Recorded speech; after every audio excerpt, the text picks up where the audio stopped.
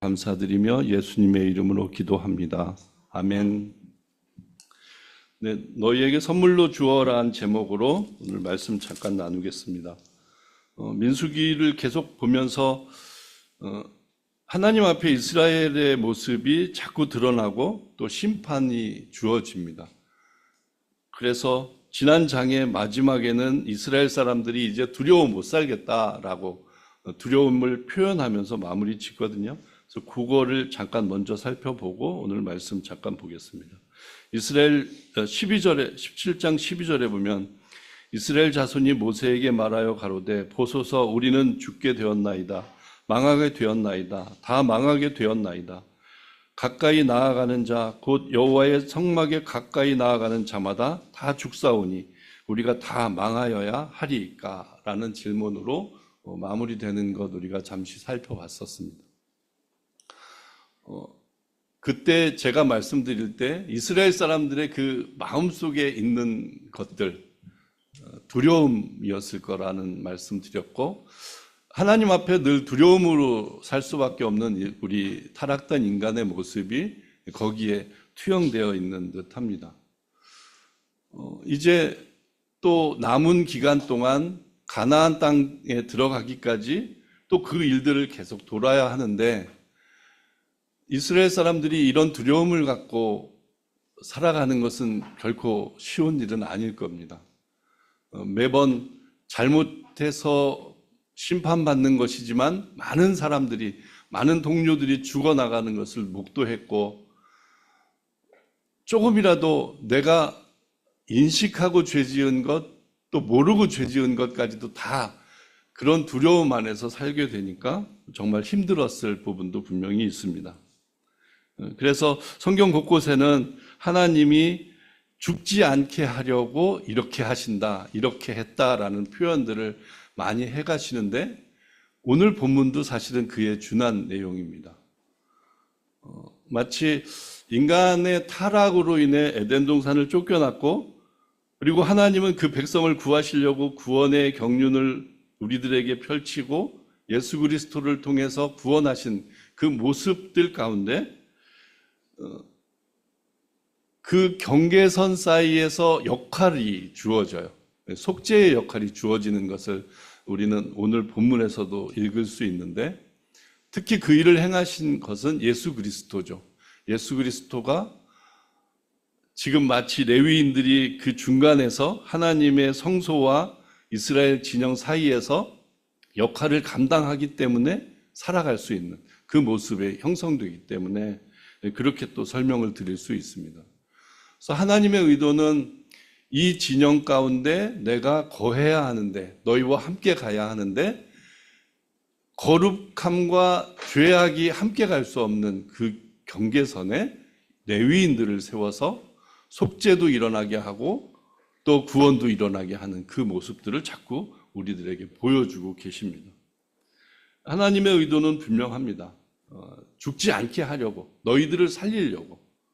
특별히 오늘은 선물이란 단어를 써가시면서 제사장에게 레위인을 선물로 주셨다고 하고 백성들에게 레위인을 선물로 주셨다고 표현을 해요. 오늘 요전 예배 때도 은혜의 은혜로라 이 표현을 영어 표현으로 기프트라고 선물로 표현했다고 그런 말씀도 드렸는데 그렇게 주어지는 겁니다. 우리들에게 생명이 보호될 수 있도록 하나님이 이렇게 그것을 정하고 명령하셔서 그렇게 구원해 가시는 그 모습을 살펴볼 수 있는 겁니다. 그래서 오늘 7절까지만 간단하게 좀 볼 수 있으면 좋겠습니다. 자, 1절 보겠습니다. 여호와께서 아론에게 이르시되 너와 내 아들들과 내 종족은 성소에 대한 죄를 함께 담당할 것이요 너와 내 아들들은 너희가 그 제사장 직분에 대한 죄를 함께 담당할 것이니라.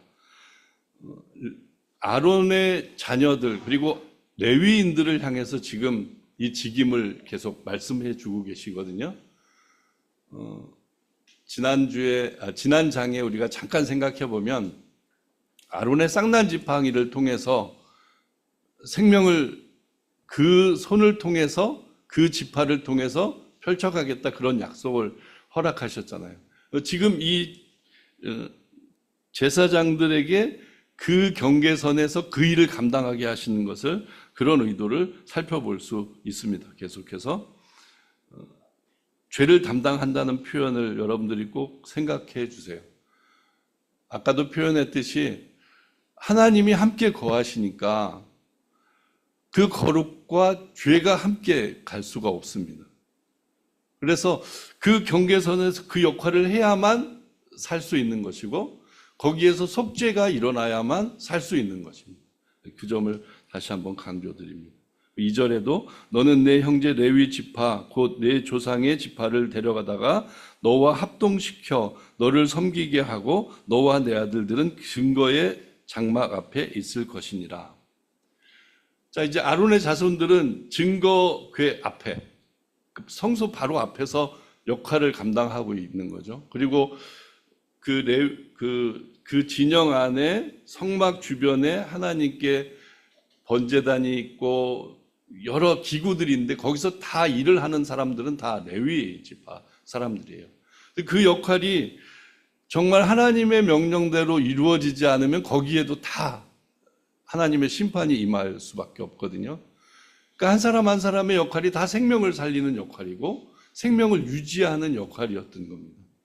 그것을 설명하고 있는데, 그것을 하기 위해서는 정말 중요한 것이 여기 합동이란 단어로 번역된 것입니다.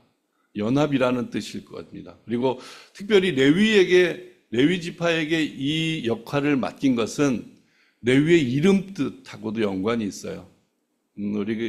우리가 창세기 때 쭉 살펴봤지만 그 레아와 라헬을 통해서 날 때마다 좀 의미가 다 있었잖아요. 그때 레위가 태어났을 때 연합이라는 의미를 주었습니다.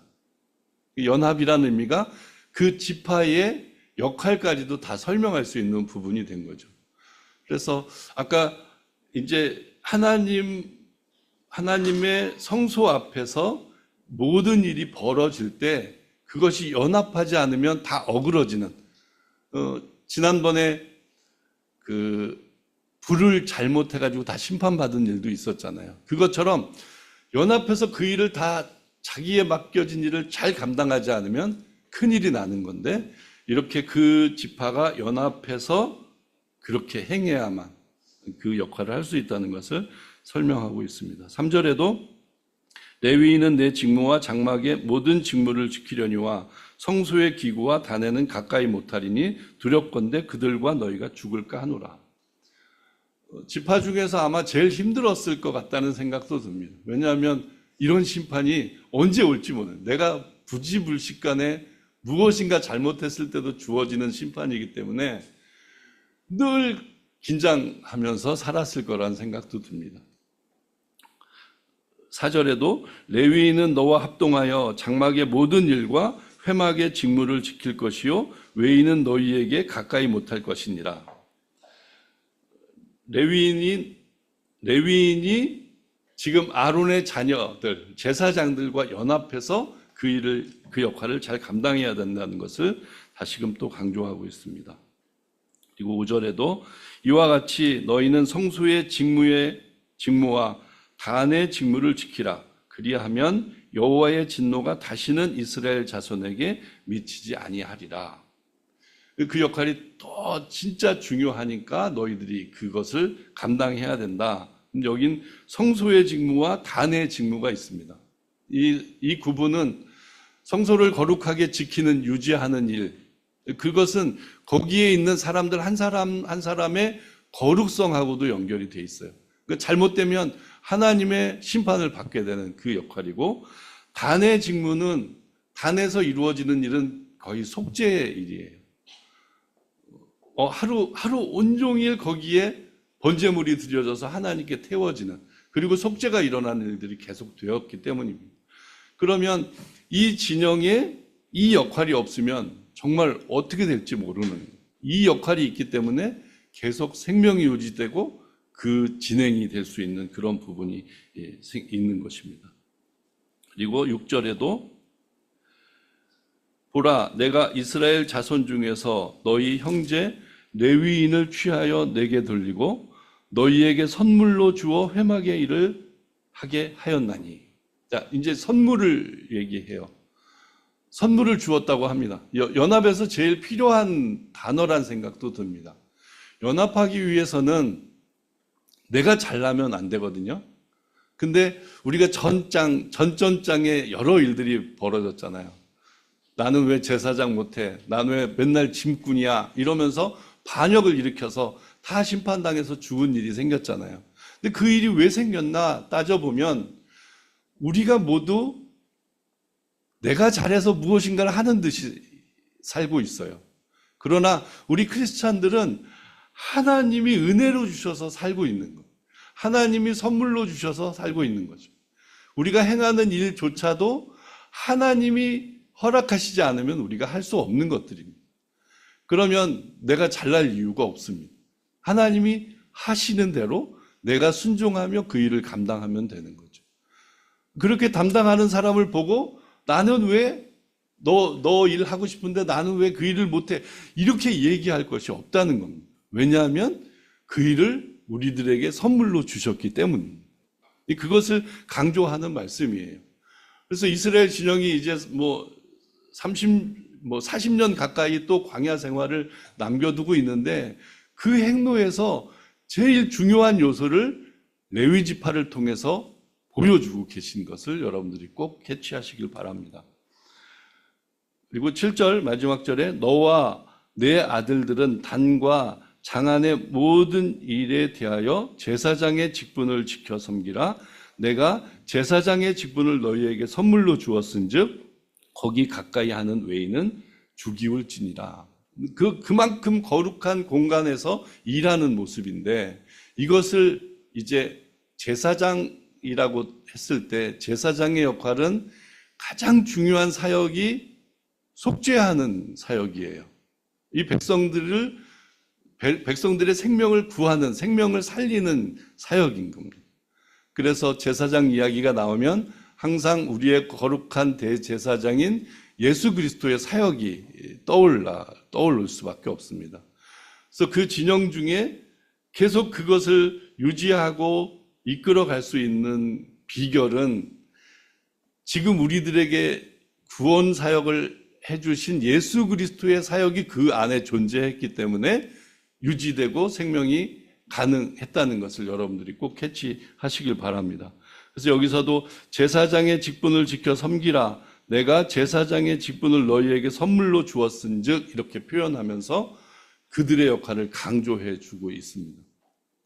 그리고 그들이 있기 때문에 죽지 않는 그들이 있기 때문에 구원함에 이를 수 있는 그 모습을 이렇게 말씀을 통해서 살펴볼 수 있는 겁니다. 그것을 그대로 지금 우리들의 신앙생활 가운데 적용시켜 보십시오. 우리도 거룩한 제사장이라고 하고 그런 직책을 말씀을 통해서 받고 있는 사람들이잖아요. 그리고 교회가 있고 세상이 있습니다. 그리고 이 교회를 지키는 우리들의 역할이 있고요. 근데 하나님이 주신 역할이 분명히 있는데 지금 제사장들과 레위인들이 그 역할을 계속 강조받는 것처럼 우리들도 그 역할을 이 말씀을 통해서 강조받아야 합니다. 왜냐하면 여기에는 생명과 죽음이, 생명과 심판이 경계에 서 있기 때문입니다. 그래서 우리가 잘해야 된다는 표현을 말씀드리는 것이 한 명의 생명을 살리는 데 역할을 감당하기 때문인 거죠. 교회의 모습을 보고 교회에서 교회를 다니는 한 사람 한 사람의 모습을 보고 나도 저러면 교회 다니고 하나님을 믿고 싶고 구원함을 받고 싶어 이런 마음이 생길 수 있도록. 그러나 요즘은 형편이 그렇잖아요. 너처럼 믿는 사람하고 같이 천국에 가기 싫다 이런 표현까지 쓰는데 그런 모습도 여기에서 우리가 엿볼 수 있습니다. 제사장의 역할. 우리는 예수 그리스도가 모범을 보여주셨어요. 이 모든 것들을 모범 보여주셨어요. 그래서 그것을 따라 행하면서 이 제사장의 직분을 그렇게 내가 선물로 받은 것처럼 기뻐하면서 그 역할을 감당하는 저와 여러분들이 되시기를 주님의 이름으로 부탁드립니다. 기도하겠습니다. 하나님 감사합니다. 오늘도 잠시 제사장의 직분, 레위인의 직분에 대해서 살펴보았습니다. 오늘 특별히 선물로 주셨다는 표현, 그리고 연합하여 그 일을 감당했다는 표현이 눈에 들어옵니다. 교회에게 그 역할이 분명히 있음을 믿습니다. 그리고 우리 한 사람 한 사람에게 그 역할 주셨음을 믿습니다. 우리가 조금 더 말씀 위에 든든히 서서 그 일들 잘 감당하게 하시고 참 열매를 맺어갈 수 있도록 은혜 베풀어 주시옵소서. 함께 하심을 믿고 감사드리며 예수님의 이름으로 기도합니다. 아멘.